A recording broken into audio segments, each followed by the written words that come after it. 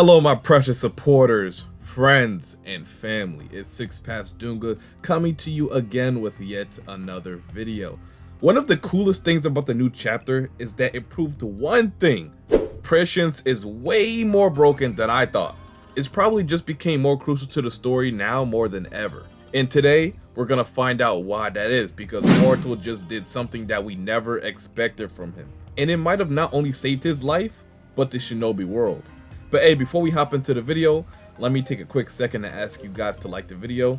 The more likes, the further the video gets pushed out there into the YouTube algorithm. But without further ado, let's hop into it. I want to start with explaining prescience a little more, because in the latest chapter, we got more information on the ability itself, as well as how it affects everyone. So prescience allows Koji to see multiple futures and possible outcomes for those futures. It's literally the ultimate cheat code of time. You take any major event that happened into the vortex, and odds are, KASHIN Koji already foresaw it beforehand. Let's look at Code's assault on Konoha. Before Boruto even fought Code, he was warned that he would have to fight him sooner or later for the plan to work. And for the plan to obviously stop the Shinju emergence before it happened to be successful, Boruto would need to meet Code in Konoha so he can lead him to the Ten Tails. So the way prescience gets involved here. First, obviously to tell Koji about the Shinju and Code beforehand, but to also give him different outcomes of these futures. At the end of this chapter, he told Boruto that he knew there was a high chance of this happening, but either way they're still gonna fight. Every single outcome has a set percentage tied to it, according to how many futures has that specific favorite outcome. Some outcomes are more likely than others. One of the outcomes from this mission was that Boruto successfully disposed of the Ten Tails root and branch before the Shinju were born. But like Koji said, the likelihood that they would succeed in that would be low, meaning there was a number of different timelines. But let's say out of 20 possible futures, only 3 of them have the outcome that they're looking for. But it's not end all be all, because you can shift your chances towards a better future by making the necessary changes.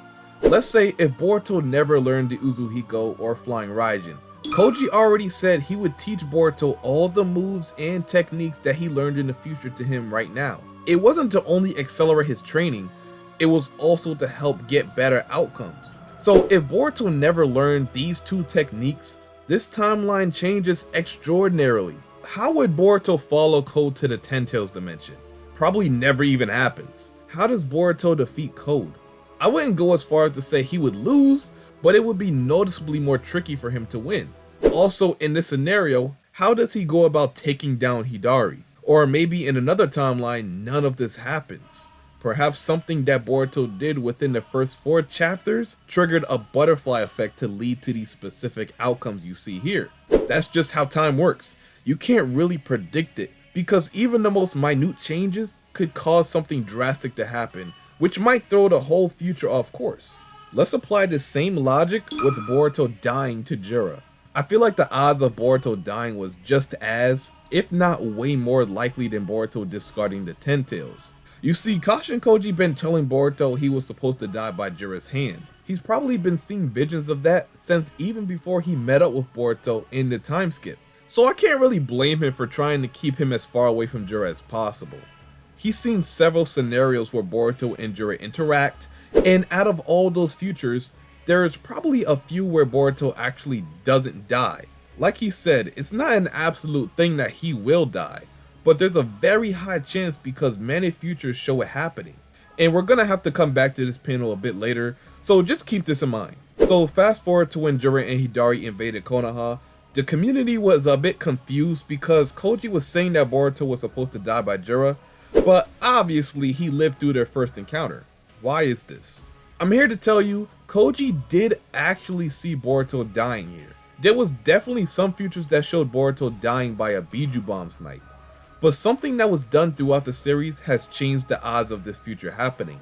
It changed the odds so much that something as simple as Mamushi interrupting JURA saved Boruto's life. But it wasn't only Mamushi's interference that did it.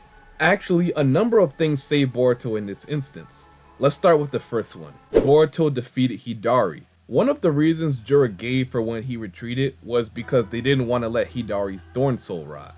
I'm guessing they have an extremely fast expiration date, so maybe if left out for too long, they can't resurrect the Shinju anymore. Or maybe they can still be resurrected, but they won't be the same as before. Hidari was defeated by Boruto's Uzuhiko, something he learned early because of prescience. So him just learning how to perform that technique created an entirely new set of futures for Koji to analyze. And we can't forget, Koji is the reason that Boruto went to Konoha in the first place. He knew the Shinju would come because of his foresight. All the factors I just mentioned led Boruto to this outcome right here. They all created this future. If Koji knew that there was a high chance that if he sends Boruto to Konoha, that he will die, Boruto wouldn't have even known about the Shinju's invasion into Konoha. Koji would have tried to hide it. We already found out Koji has absolutely no problem with letting bystanders be killed if it's for the sake of the future. That's how far he'll go.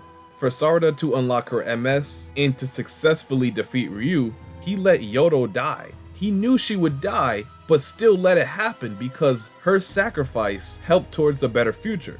So the reason he let him go is because he knew he would defeat Hidari and eventually be captured by Konoha for questioning, or at least there was a high percentage of that happening. Like I said before, the previous events of the series dictates the future outcomes. Mamushi interrupted Jura to tell him about Matsuri's investigation, and that she found out that Boruto had a partner. So obviously, something had happened that raised their suspicion that Boruto had someone helping him behind the scenes. Enough suspicion to make them do their own investigation. So even the Shinju knowing about Kashin Koji played a factor as to how Boruto survived. This actually played the heaviest influence, because if Mamushi doesn't interfere, then despite everything, Jura still fires the Biju laser that lands the finishing blow. And I think this all dates back to chapter 4. Boruto actually being present during the Shinju's emergence has shifted the timeline a considerable amount. The whole time Boruto was saying things that insinuated that he knew about this future, like "we're too late" when referring to the Shinju being born, or telling Code that what they see before them is indeed a divine tree. Or how about the whole time Koji been communicating with Boruto through a toad? These things definitely warrant their suspicion. So I wouldn't be surprised if this is the reason why they started investigating. But either way, they should be glad it happened because it saved Boruto's life. So moving on to the main event. Despite Boruto surviving the last encounter, this time Koji said there was no way he's surviving against Jura. They both witnessed themselves do things to shift the future before, so the first encounter was no big deal. They knew the future would be changed. But this time, Koji seen this fight between Boruto and Jura. Actually, from his own words, he's seen many permutations of this fight. Permutations just meaning different ways the fight could go. And out of all those different outcomes, all of them ended with Jura killing Boruto. That means if Boruto was to go to Tsunagakure to help Konohamaru, then there's a 100% chance that Boruto dies to Jura. But as we all know, he went anyway and the fight began. Now, of course, we all know how this story went. Boruto went to Tsunagakure and fought Jura. Ida commented that he was doing pretty good for a second there, but Koji reassured her that there was no way Boruto can win with the current sequence of events, meaning there is a way to defeat Jura, but not this way. As soon as he went to Tsunagakure, he sealed his fate, because now's not the time nor the place to fight Jura if he wants to win. So now, the future has changed again. What seemed like an unavoidable death by the hands of Jura now looks like an unbeatable tag team in Boruto and Kawaki. But why did this happen? It's no surprise at all. I'm pretty sure all of you watching the video right now know how we got here. This conversation right here, this is what sparked it all. Kashin Koji revealed in this chapter that his prescience visions reoccur weekly, stating that the last update was about 6 days ago. That means Koji cannot really control when he gets these visions, they just sort of happen randomly. When this conversation happened between Boruto and Kawaki, this was in between the 6 days that Koji had his visions. So obviously he wouldn't see this outcome yet because Boruto hadn't done anything for this outcome to change. So it does make sense that Koji is just now learning of Kawaki's involvement. So in this little chat, obviously Boruto tells Kawaki about his limiters, and therefore telling him about his limiters created the outcome you see here before you. Boruto stated that Kawaki would come to the same conclusion eventually, but he'd rather tell him now because sooner is better. Going back to chapter 13, Koji said to Boruto that in the future he dies. What follows is pretty consistent. Kawaki gets devoured and the planet dies. When Boruto said Kawaki would come to the same conclusion sooner or later, that means that Kawaki would eventually come to terms that he needs power because of the Shinju. But because Boruto is already dead by the time that happens, nobody is there to assist Kawaki in the final battle against the Shinju. More specifically, JURA, which causes Kawaki to lose and get devoured. The cold hard truth is, Kawaki and Boruto need each other to defeat the Shinju.